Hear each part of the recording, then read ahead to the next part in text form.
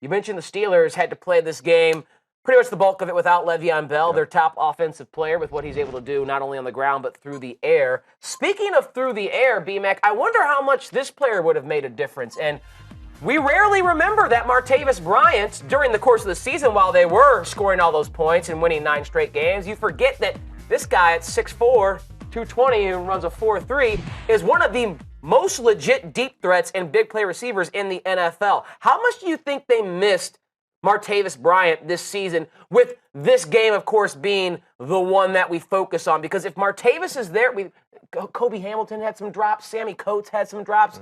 If Big Ben had Martavis to work with alongside Antonio, especially in this AFC title game, is it a closer game or maybe a Pittsburgh win? I think so. Definitely would be closer. Now, granted, you kind of forgot Martavis was not a part of this team because they learned to play without him.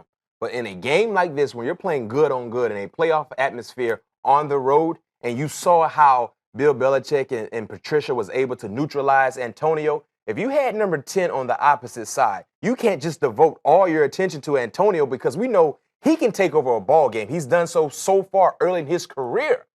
And you look at Sammy Coates, the timely drops he's had. I mean, the entire season, PFF said that Sammy Coates had 10 drops on 23 receptions. That's the highest drop rate since 2007 from a wide receiver. One thing about Martavis, he's not a one-trick pony. He doesn't just run deep. Right. He runs every route in the route tree, and he's a sure-handed guy. So with a blink of an eye, if you're not careful, you have that safety shadowing Antonio, you close your eyes, number 10 is going over you. Right. And Big Ben loves to take shots. So that makes this offense that much deadly. So they won their division. They got into the playoffs. They had a home playoff game.